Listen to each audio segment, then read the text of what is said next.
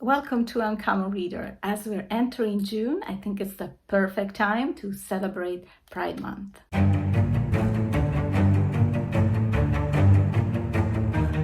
Welcome to Uncommon Reader. My name is Daniela, and today I just feel like celebrating love in all its forms, sex, color, religion, or not. Because after all, love is always better than war, don't you think? Think of how we would enrich ourselves if we would share this world with empathy and respect our differences, living in an inclusive society, coexisting with our own beliefs without limiting anyone's freedom, of course, always with respect and empathy. To celebrate Pride Month, I've chosen 5 stories whose characters have encountered tremendous pain and hate towards their sexual inclinations. And all these stories inhabit different locations in the world at different times. So I'm going to start with my own country, Italy, and tell you about a very interesting novel set in the late 30s, entering the Second World War. And it's written by Giorgio Bassani, translated in English. And this novel is called The Gold-Rimmed Spectacles. But before, I want to tell you a bit about the author, Giorgio Bassani, who had a very interesting life. He was born in Bologna from a very wealthy Jewish family of Ferrara, very close by. And as a Jew in 1939, however, his work opportunities were very, very limited. So he became a school teacher in the Jewish school of Ferrara.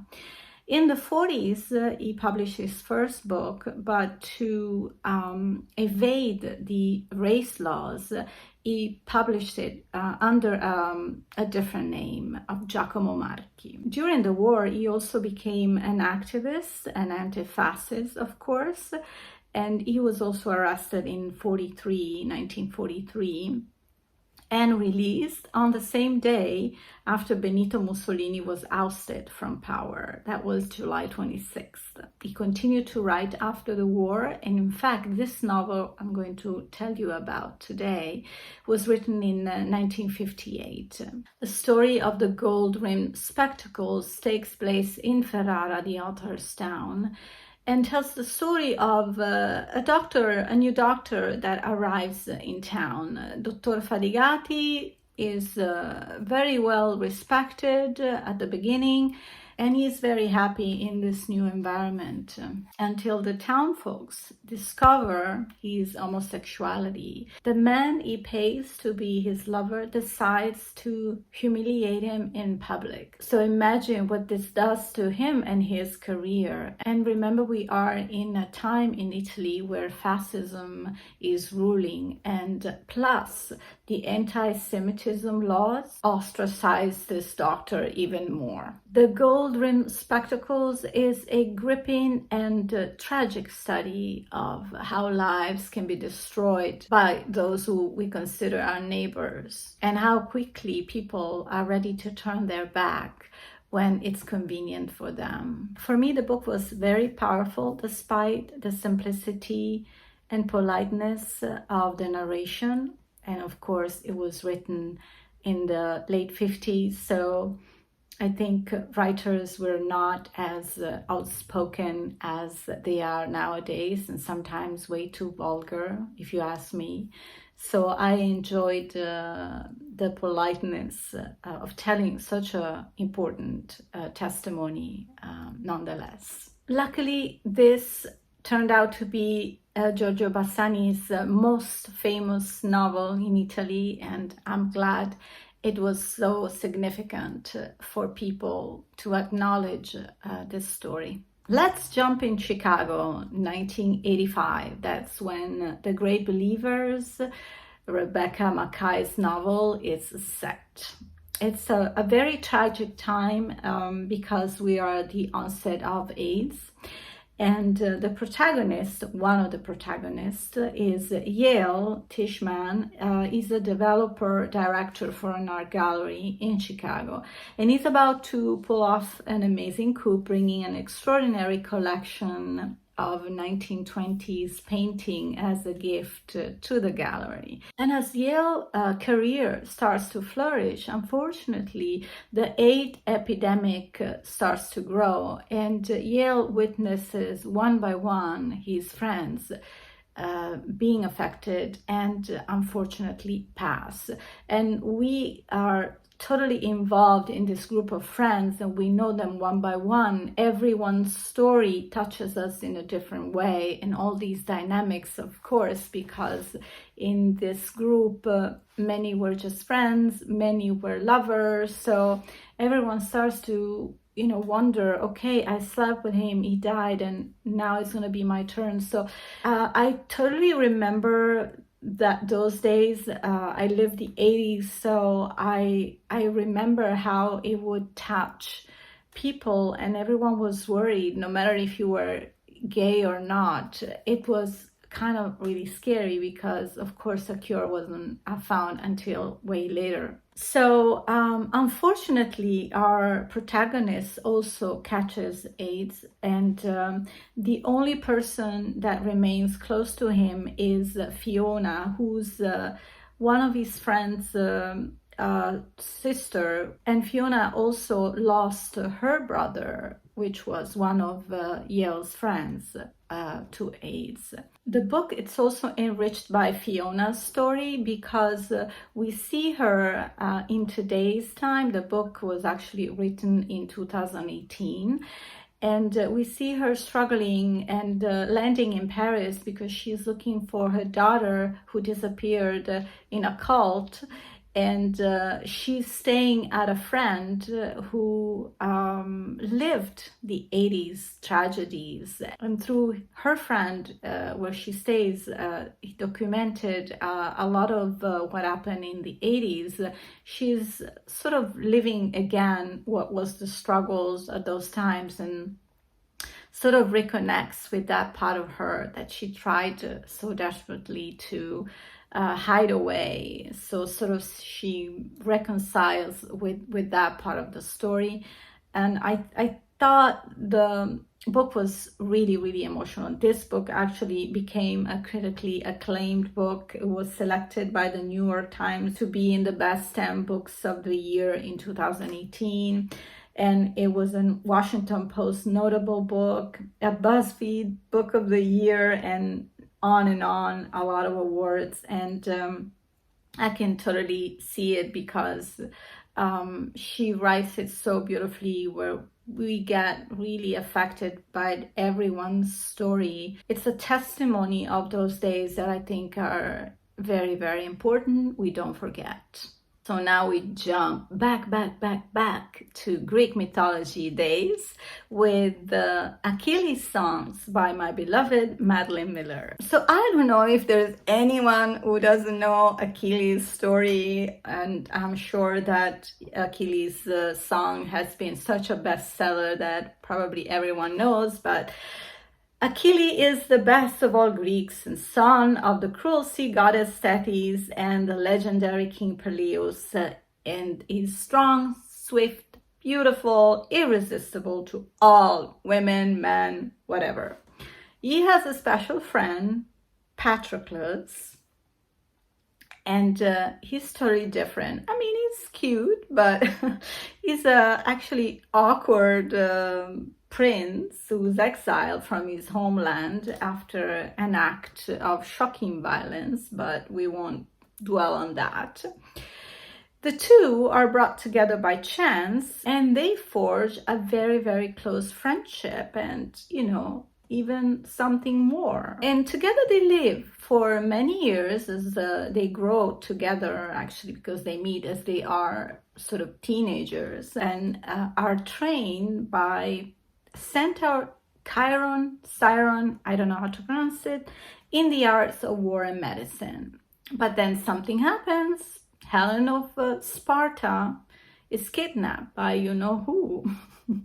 And so all the heroes of Greece are called for revenge in the famous War of Troy, of course. Achilles is set to go because his mom told him that he should go. That's his destiny, and he knows that he's going to get killed there. He knows exactly what's going on, but he has Patroclus by his side, so he's okay with that. The war will last 10 long years, and Patroclus and Achilles are going to spend time together, and we'll know all about the war as well through Madeline Miller's words. But the actual narrator of the book is Patroclus himself.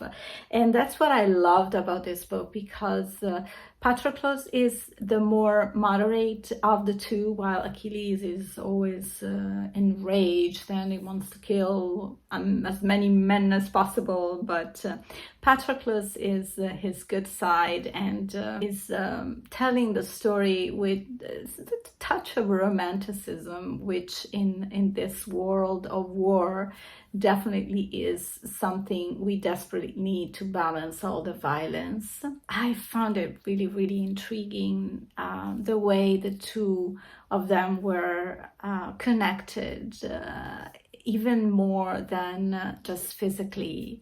They were really like soulmates. And if you haven't read this book, I really, really recommend it. It's splendid. So this fourth book is going to break your hearts. It's actually based on a true story. We're talking about a Danish girl. You know, they made a movie out of it, a very successful one, actually. We're in Copenhagen in the 20s, and this is the story of a famous landscaper, Einar Veneger, who marries Gerda, who's also a painter. She specializes in portraiture.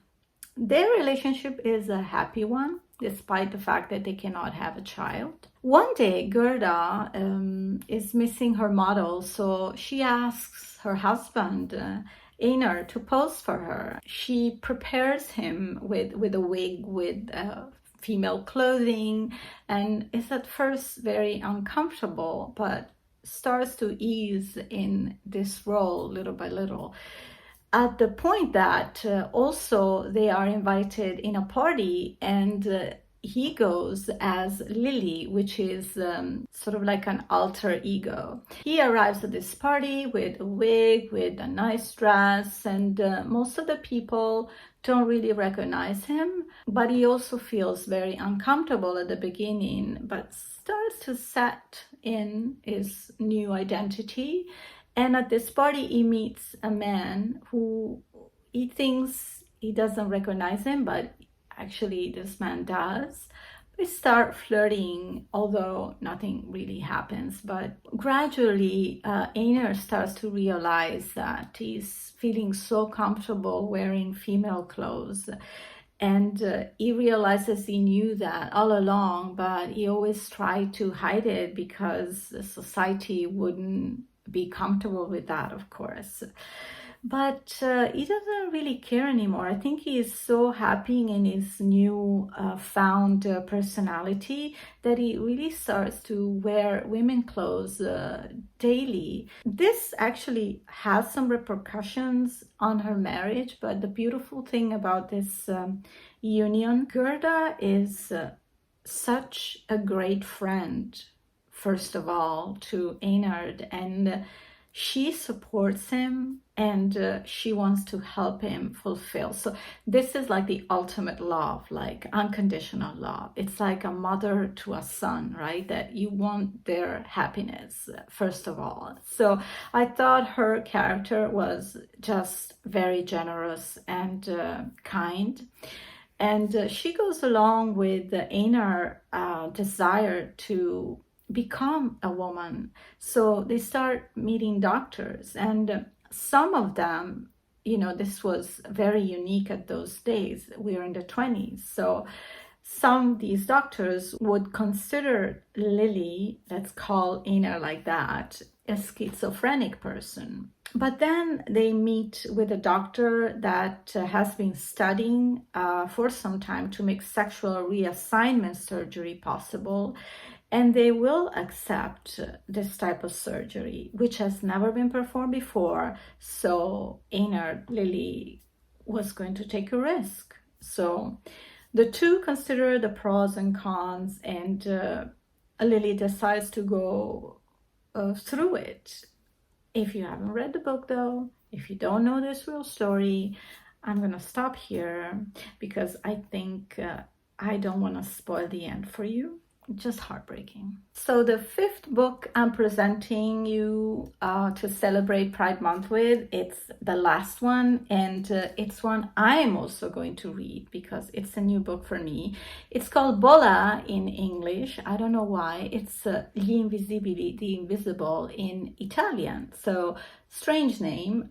First of all, a little bit about the author. He's born in Kosovo in the 1990 to Albanian parents. He's now living in Finland, and he has a lot of awards, starting from 2014 at this time, nomination in 2021 for Bola. And this is a very powerful novel, I've been told. Since I haven't read it, I'll be reading this month with a group of friends. We meet every month now and we choose a book. So this time I've chosen the book because I've had someone from my library book club telling me about this book.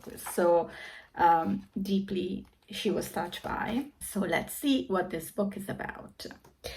We are in 1995.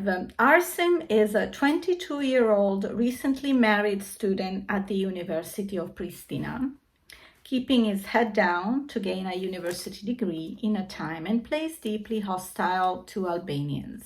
In a cafe, he meets a young man named Milos, a Serb. Before the day is out, everything has changed for both of them. And within a week, two milestones erupt in Arsim's married life. His wife announces her first pregnancy, and he begins a life in secret. After these febrile beginnings, Arsim and Milos's unlikely affair is derailed by the outbreak of war, which sends Arsim's fledgling family abroad and the timid Milos spiraling down a dark path. Years later, deported back to Pristina after a spell in prison, Arsim, alone and hopeless, finds himself in a broken reality that completely questions his past. Entwined with their story as a recreated legend of a demonic serpent, Bola, here's the title, an unearthly tale that gives Arsim and Milos a language through which to reflect what they once had. With luminous prose and a delicate eye, Statovci delivers a relentless novel of desire, destruction, intimacy, and the different fronts of war. So it's not just a love story, unfortunately, how war can destroy everyone's lives and balances. So I am sure this will be a very powerful story, which I will tell you at the end of the month. We are set to discuss this book on June 27th. So now I want to hear from you. What are you going to read to celebrate Pride Month? Or maybe some books you read that you would highly recommend. Maybe we can share and discuss in the comments. I thank you so much for watching this video and thank you for supporting this channel. I look forward to see you back here next week. In the meantime, happy reading.